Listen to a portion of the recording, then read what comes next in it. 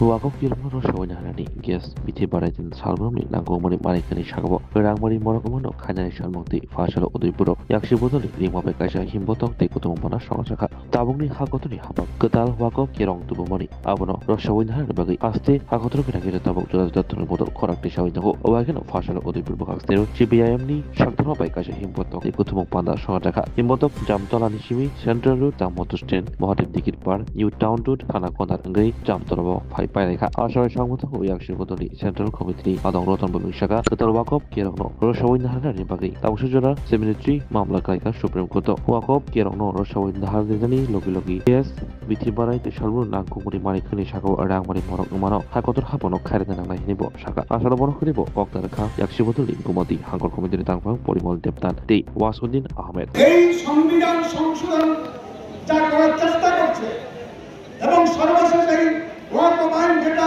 সংশোধিত আইন হয়েছে এটাতে পরিষ্কারভাবে আমাদের দেশের সংবিধানের যে ধর্মনিরপেক্ষতার চরিত্র, আমাদের দেশের ধর্মাচরণের চরিত্র, সম্পত্তি ভোগের অধিকার, এগুলি সবগুলি লঙ্ঘিত হয়েছে। কেন বর্তমানে এই ওয়াকফ আইন যেটা আমাদের দেশে 1995 সালে গৃহীত হয়েছে, ব্রিটিশ আমলে 1932 সালে প্রচলিত হয়েছিল, কেন এটা পরিবর্তন করার দরকার?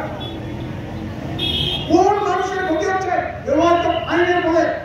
কোন মানুষের ক্ষতি হচ্ছে না, একমাত্র আরএসএস, বিজেপি তাদের ক্ষতি হচ্ছে। এবং আমাদের দেশের এটা বলতে ইরানে আমাদের যা আছে, যা সম্পদ আছে, বিভিন্ন সংস্থা, রেল এবং প্রতিরক্ষা, তারপরেই ভারতবর্ষের সম্পদ আছে ওয়াকফের। এটা কারো ব্যক্তিগত না। ওয়াকফ সম্পত্তি হলো আমাদের দেশের মুসলিম সমাজ উন্নতিও করতে পারতেন যদি তারা মনে করেন তাদের ধর্মীয় বিশ্বাস অনুসারে তারা দান করবেন। এই দানের সম্পত্তি হলো ওয়াকফ সম্পত্তি। এটা কারো ব্যক্তির না, কেউ জোর করে এবং কোন মস্তিষ্ক ব্যক্তি, বিকৃত ব্যক্তি ওয়াকফের সম্পত্তি দান করতে পারে না। ওয়াকফের সম্পত্তি সরকারের তো না, আমার সম্পত্তি আমি দান করেছি। এটা একটা সংস্থা ওই অংশের মানুষের কল্যাণের জন্য ব্যবহার করে, আমার আপত্তি কথা। তাদের শিক্ষার জন্য, স্বাস্থ্যের জন্য এটা আপত্তি দেখার কথা না, কিন্তু বিজেপির আপত্তি। কারণ আমাদের দেশের কর্পোরেট সংস্থাগুলি বিভিন্ন আইনের হাত করে, এমনকি আমাদের ওয়াকফের মতো দু চারজন নেই এমন না, আইনগত বা ব্যক্তিগত এমনিতে ওয়াকফের সম্পত্তি, এই সম্পত্তি বিক্রি হয়েছে, তার দখল হয়েছে, বিভিন্ন কর্পোরেট ব্যক্তিদের শিল্প কারখানা তৈরি করেছে। এখন এগুলি তাদের বৈধতা দিতে হবে, তাদেরকে মালিক করে দিতে হবে। তার জন্য সরকারের জবাবদারি, নিজেদের জবাবদারি সেখানে আইনের মধ্যে প্রযুক্ত করা হচ্ছে।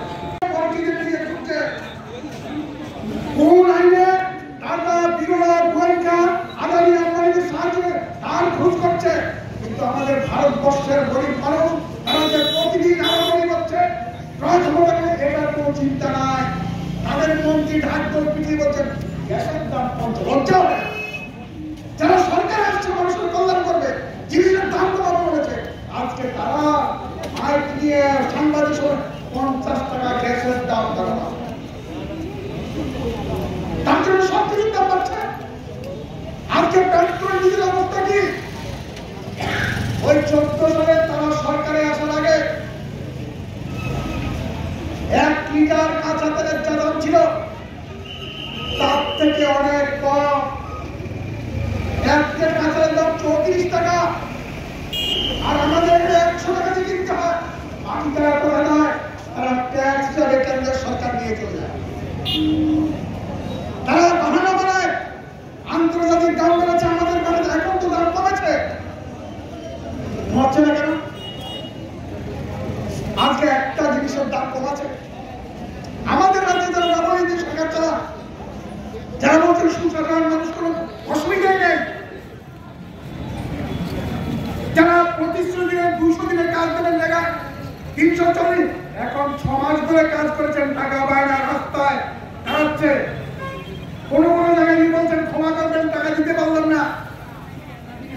সরকারে আসার সময় কথা ছিলেন তারা ডাবলের সরকার, বামফ্রন্ট সরকারকে এই রাজ্যে ক্ষমতাচ্যুত করে মাইকে নিয়ে সাতপত্র করে এই রাজ্যটাকে বামপন্থ নাকি দেউলিয়া বানিয়ে দিয়ে গেছে কেন? 12,000 টাকা ঋণ করেছে। ঋণ করলেও বামপন্থ সরকার বিল্ডিং করেছে, স্কুলে হাসপাতাল করেছে, রাস্তা করেছে, পানীয় জলের ব্যবস্থা করেছে। এই 7 বছরে তারা কি করেছে? ঋণের বোঝা কত? 12,000 কোটি না, 26,000 কোটি টাকা হয়েছে ঋণের বোঝা।